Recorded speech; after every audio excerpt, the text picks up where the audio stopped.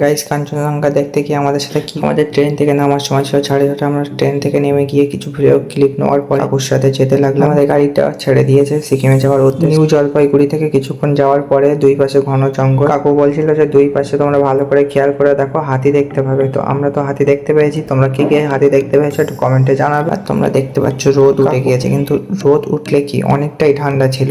আমরা যখন গিয়েছি তখন অনেকটাই ঠান্ডা ছিল, সবাই একটু ঠান্ডা লেগেছে। তো ফাইনালি আমরা আস্তে আস্তে পাহাড়ের উপরে উঠছি। আর এই পাশ দিয়ে যে নদীটা তোমরা দেখতে পাচ্ছ, এটা হচ্ছে তিস্তা নদী, এখন শুকিয়ে গেছে। আমাদের যে ড্রাইভার ছিল, বাপরে বাপ, ড্রাইভার এক পাকে না দু পাকে স্ট্রিং ঘুরিয়ে উপরে তুলে দিচ্ছে। তো ভাই আর ভাই পাহাড়ের রাস্তা আঁকা বাঁকা। ভাই আমি তো বলেছি ডান সাইডে, আমি বসেছি গাড়ির ডান সাইডে। ভাইদের এক্সপিরিয়েন্সটা তোমাদের সাথে শেয়ার করতে পারি। আস্তে আস্তে আমার উপরের দিকে উঠছে আর নিচের দিকে তাকাচ্ছি, ভাই তার আলাদাই। তোমরা ভাবছো যে আমি বাইরের দিকে বারবার তোমাদের স্পেশাল কিছু দেখানোর জন্য আমি বারবার বাইরের দিকে তাকাচ্ছিলাম। ফাইনালি দেখলেই নাও কাঞ্চনজঙ্ঘা। ফার্স্ট টাইম কাঞ্চনজঙ্ঘা দেখার পরে আমার ভাইয়ের অবস্থা। গাইস স্লো কাঞ্চনজঙ্ঘার ফার্স্ট ভিউটা কার কেমন লেগেছে কমেন্টে জানিও।